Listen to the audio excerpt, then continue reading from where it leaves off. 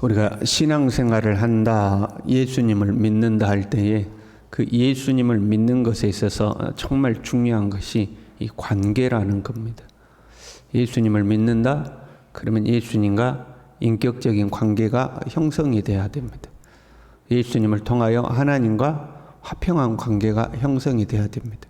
그래서 우리는 예수님을 주님이라고 부르고 하나님을 아버지 이렇게 부르죠. 관계가 형성된 겁니다. 이 관계가 제대로 형성되지 않으면 우리의 신앙이 자칫 무속적 신앙으로 변질되기가 쉽습니다. 무속적 신앙이란 행위나 어떤 의식을 근거로 하는 거죠. 관계가 중요한 게 아니라 내가 뭔가를 했다, 이게 중요한 거거든요. 어떤 사람이 점쟁이를 찾아가서 이번에 뭐 취업이 어떻게 되겠습니까? 결혼이 어떻게 되겠습니까? 사업이 어떻게 되겠습니까? 이런 거 물어보면 그 사람이 하나님과 어떤 관계를 맺고 있느냐 전혀 중요하지 않죠. 그렇잖아요. 네가 이것을 해라, 저것을 해라, 부적을 붙여라, 뭐 조상의 묘를 옮겨라, 날짜를 잘 받아라, 뭘 해라. 뭔가를 하면 너에게 좋은 결과가 주어질 거다. 이렇게 이끌잖아요. 그런 영향 아래 있으면 우리도 신앙생활을 그렇게 하는 거죠. 내가 오늘 예배 드렸으니까 나한테 복이 올 거야. 내가 오늘 교회 갔다 왔으니까 좋은 일이 생길 거야. 하나님과의 어떤 관계와 상관없이 내가 이걸 했으니까 이것이 나에게 주어지겠지. 이걸 했으니까 이게 나에게 주어지겠지. 이렇게 신앙생활을 하는 거죠. 우리가 이런 어떤 행위 중심의 신앙, 그게 이제 좀 심해지면 무속의 영향을 받게 되는데, 행위 중심의 시상에서 벗어나지 못하는 것은 우리가 사실 거기에 좀 익숙해져 있죠. 우리의 삶이란 행위에 대한 대가가 주어지는 거잖아요. 내가 일을 해야 그 품삯이 주어지는 거잖아요. 행위 중심의 삶에 우리가 익숙해져 있죠. 심는 대로 거두는 거잖아요. 이게 틀린 것은 아니에요. 심는 대로 거두는 것이 하나님의 창조 원리고 하나님의 질서죠.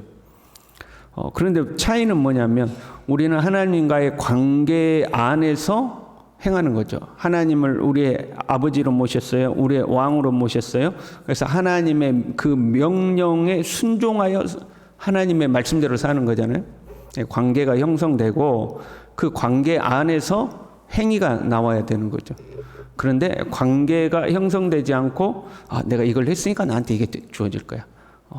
마치 그런 거가 같잖아요. 부적 붙였으니까 어려움이 나를 비껴갈 거야. 뭐 이런 것처럼 오늘은 교회 갔으니까 이번 주에는 내가 예배 드렸으니까 나에게 뭔가가 잘 될 거야. 이렇게 자칫 잘못하면 그렇게 가기가 쉽다는 거죠.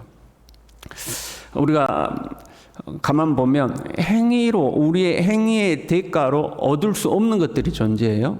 여러분 오늘 하루 무더운 날씨 속에서 여러분이 열심히 땀 흘리고 수고하고 일했어요. 그러면 몫이 얼마나 돌아올까요? 우리에게 일당이 얼마가 되겠어요? 어느 정도 딱 정해진 거 아니에요? 그런데 우리가 하루 일하고 나서 주인에게 일당 1억 주세요. 그럼 어떻게 돼요? 말이 안 되는 거잖아요. 그러면 그 말이 안 되는 거잖아요. 마찬가지로 우리의 선행을 통해서 영생을 주세요. 말이 돼요? 그게 안 맞다는 거죠. 우리가 아무리 선행을 해도 그 선행의 대가로 영생을 달라. 이게 안 맞는 거죠. 우리의 행위로 얻을 수 없는 거죠.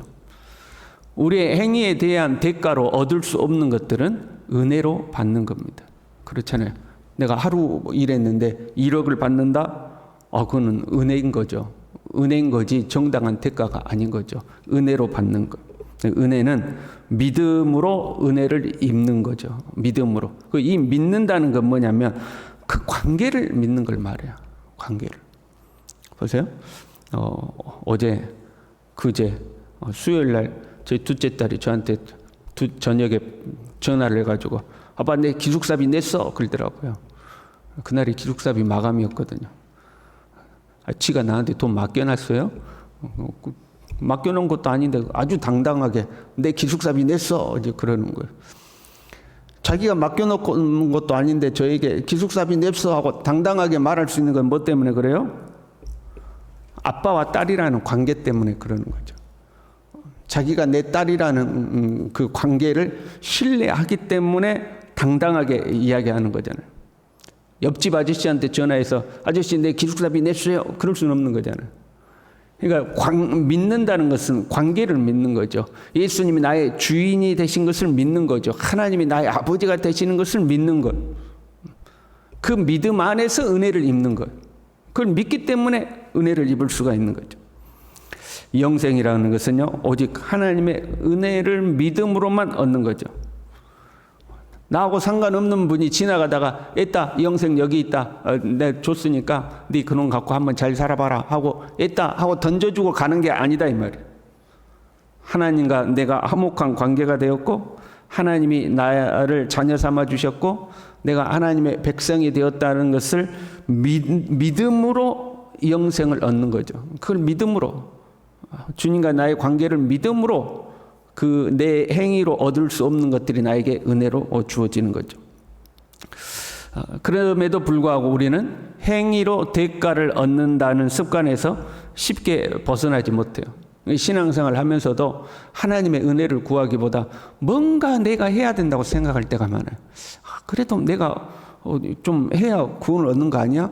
내가 뭔가 해야 내가 구원 얻는 거 아니야? 이런 게 우리에게 남아있는 거죠. 그리고 이단들은 그 틈을 파고드는 거죠. 네가 이걸 해야 구원받는 거야. 야, 믿음으로만은 안 돼. 이걸 해야 돼. 하고 이제 하는 거죠. 신천지 같은 경우는 너 공부 열심히 해가지고 요한계시록의 해석의 말씀을 배워야 돼. 그래야 구원을 얻는 거야. 영지주의자들하고 똑같은 거죠. 구원을 얻을 만한 뭔가 새로운 깨달음이 필요해. 하고 이야기를 하는 거죠.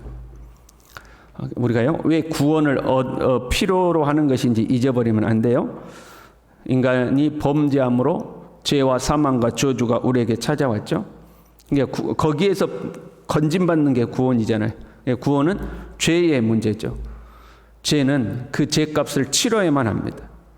죄를 어떤 지식이나 깨달음으로 해결할 수 있다고 생각하는 거 맞지 않는 거죠. 남에게 우리가 손해를 끼쳤어요. 그럼 뭘 해야 돼요? 배상을 해야 되는 거지. 아, 그것이 잘못된 거구나. 깨달았다고 해결되는 게 아니잖아요. 내가 남에게 뭔가를 잘못했으면 거기에 대한 대가를 치러야 해결이 되는 거지. 아, 그렇구나. 깨달았다고 해결되는 게 아니죠.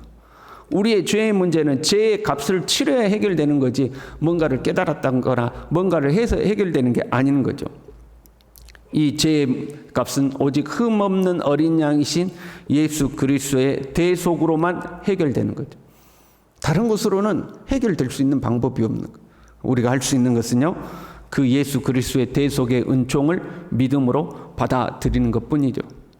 그래서 구원을 얻는 거예요. 다른 행위로 구원을 얻을 수 없다 하는 거죠. 13절에요. 하나님의 아들을 믿는 너희에게 이것을 쓰는 것은 너희에게 영생이 있음을 알게 하려 함이라. 아들이신 예수님을 믿는 너희에게 이미 영생이 있다는 거예요. 이단들은 자꾸 너희에게 뭔가 다른 거 해야 된다, 다른 거 배워야 된다, 다른 거 깨달아야 된다, 뭔가 다른 조건을 붙이는데 그게 아니다. 하나님의 아들 예수 그리스도를 믿는 자는 이미 영생이 너희에게 있다 하는 거죠. 믿음으로만 그 영생을 갖는 거다. 이미 영생을 받았다. 이단들이 와서 깨달아야 된다, 금욕주의 해야 된다, 뭔가 새로운 거 배워야 된다. 그거 속지 말라는 거죠. 그리고 14절에요. 그를 향하여 우리가 가진 바 담대함이 이것이니 그의 뜻대로 무엇을 구하면 들으심이라. 영생을 소유한 우리는 하나님께 담대함을 갖는다는 거예요. 어떤 담대함이죠? 우리가 하나님께 구하면 하나님이 들어주신다는 확신을 갖는다는 거예요. 여러분, 이 담대함, 이 확신은 어디에서 오는 거예요? 관계에서 오는 거다. 여러분, 우리가 왜 어떻게 하나님 앞에 나가서 하나님 앞에 기도하고 내가 기도하면 하나님이 들어주신다는 확신을 가져요? 하나님이 우리의 아버지가 되시는 것을 우리가 믿기 때문에 그러는 거예요. 이 확신은 관계 속에서 오는 거예요. 주님과의 이 관계는요, 생명으로 확인되는 거죠. 내가 정말로 하나님의 자녀인가, 하나님이 나의 아버지인가는 내 안에 하나님의 생명이 들어오면 그 생명으로 확인이 돼요. 죽은 자는 느낌이 없잖아요. 살아나는 자는 그 생명으로 생명을 확인하는 거죠. 12절에 아들이 있는 자에게는 생명이 있고 그랬잖아요. 내 안에 하나님의 생명이 들어와 있으면 하나님과 나와의 관계가 확인이 되는 거죠. 하나님이 내 아버지 맞아. 하나님 내 아버지지 하고 이제 사는 거죠. 주님과 관계에 대한 확신이 있어요. 그리고 그 생명을 누리는 사람은 이단들이 뭐라고 미혹하고 유혹해도 절대 흔들리지 않죠. 그렇잖아요. 나는 하나님을 믿고 그 하나님이 내 아버지시고 그 하나님이 내 안에 성령으로 돌아서 내 안에 하나님의 생명이 있는 것이 내가 현재 확신이 되고 그 생명을 확인하고 살아가는데 이단들이 아니야, 야 그걸로는 부족해. 절대 흔들리지 않는다는 거예요. 흔들릴 수가 없는 거죠.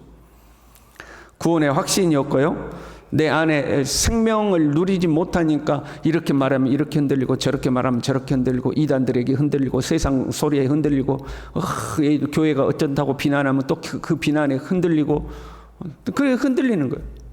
하나님과의 관계가 형성이 안 되면 이런저런 것에 흔들리는 거예요. 주님과의 관계가 형성되면 절대 흔들리지 않아요. 오히려 하나님께 담대함을 가져요. 내가 무엇이든지 하나님 앞에 구하면 하나님이 들어주신다. 내 아버지가 들어주신다 하는 확신이 있는 거죠. 자, 이제 우리는 예수님을 믿어요. 우리 안에 하나님의 생명이 있어요. 하나님이 우리의 아버지라는 것을 확신해요. 우리가 무엇이든지 구하면 하나님이 딱 들어주신다는 믿음이 있어요. 자, 그러면 여러분 뭘 구하시겠습니까? 뭘 구하시겠습니까? 자칫 잘못 생각하면 아무거나 구해도 되겠다 그러면 아무거나 구해야겠다. 그게 될까요? 그렇지 않죠. 진정한 관계가 형성이 되면 그 뜻 안에서 구하게 돼 있어요. 그의 뜻대로 구하면 무엇이든지 들을 줄 알미라 이렇게 돼 있잖아요. 보세요. 저희 딸이 와가지고 오늘 아침에 탁 일어나자마자 아빠 나 놀러 가야 되니까 1억만 줘. 그 말이 돼요 안 돼요? 그 말이 안 되죠. 그렇잖아요. 아빠 나한테 1억만 줘. 야 1억이 어디냐 그러면 아이 그럼 1,000만 원이라도 줘. 1,000만 원이 어디냐. 아 줘. 그거 뗄 써요? 절대 그렇지 않죠. 아버지와 딸과의 관계 안에서 딸은 아버지에게 어디까지 구할 수 있다는 걸 아는 거예요. 그렇잖아요.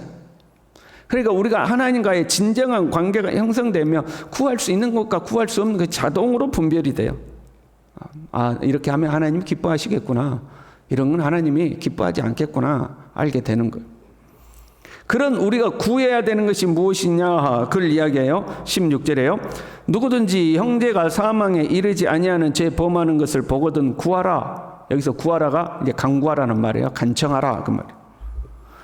이단의 미혹이 되었든지 아니면 세상 욕심의 미혹이 되었든지 믿음의 길에서 벗어난 성도들을 위하여 구하라. 지금 그 이야기하는 거예요. 우리는 하나님을 아버지로 모셨기 때문에 우리 안에 하나님의 생명이 있기 때문에 하나님께 무엇이든지 구할 수 있는 구하면 받는다는 확신이 있는데 그 무엇이든지가 뭐냐? 믿음의 길에서 벗어나서 범죄하고 있는 형제를 위하여 기도하라 하는 거죠. 보세요. 어떤 사람이 지금 믿음의 길에서 벗어나서 죄악의 길로 접어들었어요. 이 사람이 스스로 돌이켜서 돌아올 힘이 있을까요? 없을까요? 없죠. 힘이 없으니까 죄의 길로 들어선 거잖아요. 그 사람은 누군가의 도움을 필요로 합니다. 이게 일종의 방향성이거든요. 내가 돌을 집어서 던졌어요. 그럼 그 돌이 돌아올 가능성이 있어요? 없어요? 없는 거죠. 내가 던져버린 돌이 자기 스스로 나에게 다시 돌아올 수 있는 방향을 바꿔서 돌아올 수 있는 가능성은 없죠. 그 돌이 다시 나에게 오려면 뭔가 다른 힘이 개입해서 그 돌을 다시 이쪽으로 보내야 돌아올 수 있는 거죠. 죄의 길에 접어선 사람은 스스로 돌아올 힘이 없는 거죠. 그를 돌이킬 힘이 다른 데서 개입이 돼야 되는데 그게 우리의 기도다 하는 거죠. 방황하는 자를 위하여 우리가 기도해야 될 이유죠. 자녀들과 성도들을 위해서 곁길로 가지 않도록 또는 곁길로 가는 성도가 하나님께 돌아오도록 우리가 기도해야 되는 거죠. 기도에 그 힘이 있다는 거예요. 그 방향을 돌릴 수 있는 힘이 있다는 거예요. 병낫기도 기도해야 돼요. 복받기도 기도해야 돼요. 그러나 무엇보다도 믿음으로 살기를 위하여 기도해야 된다는 거죠. 우리의 기도가 필요한 거죠. 사망에 이르는 죄가 있으니 이에 관하여 나는 구하라 하지 않노라. 어떤 죄는 사망에 이르는 죄가 있다는 거예요. 그 죄는 더 이상 기도하지 마. 그 사람 위해서 더 이상 기도하지 마. 그런 게 있다는 거죠. 그 죄가 무엇일까? 본문은 기록하지 않았어요. 그런데 마가복음에 보면 성령을 해방하는 죄, 성령을 모독하는 죄는 사하심을 받지 못한다 이렇게 되어 있어요. 근데 그 죄를 일컫는 것인지 그것보다도 어떤 사람이 방황할 때 한계를 벗어나기 전에 그를 위하여 기도하라 하는 거죠. 한계를 벗어나 버리면 돌아올 수 없게 된다 하는 거죠. 돌아올 수 없다. 그러니 어떤 사람이 방황할 때 그를 위하여 기도하라. 돌이킬 수 없는 상태로 들어가기 전에 기도하라 하는 거죠. 우리의 기도에 그런 힘이 있다 하는 거죠. 우리는요, 여러분, 위대한 사람들이에요. 우리가 하나님의 자녀가 된 줄로 믿습니다. 우리 안에 영생이 있는 줄로 믿습니다. 뿐만 아니라 우리가 누군가를 위하여 중보하여 기도하면 그 사람을 구원해낼 수도 있다는 거예요. 그 힘이 우리에게 있다는 거죠.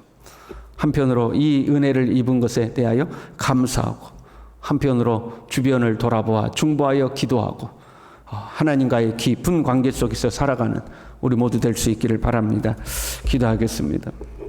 하나님 아버지, 교회만 왔다 갔다 하지 아니하고 하나님을 정말 나의 아버지, 나의 왕으로 모시고 예수 그리스도를 나의 진정한 구주로 모시고 주님과의 깊은 관계 속에서 살아갈 수 있도록 내가 주님 안에, 주님이 내 안에 거하시면서 주님이 기뻐하신 뜻을 위하여 기도하고 간구하며 살아가는 우리의 모든 삶이 될 수 있도록, 특별히 우리의 기도를 통하여서 방황하는 영혼을 구원하여 하나님께 돌이키는 그런 하나님의 사람들이 될 수 있도록 우리 모두를 붙들어 주시옵소서. 예수님의 이름으로 기도 올리옵나이다. 아멘.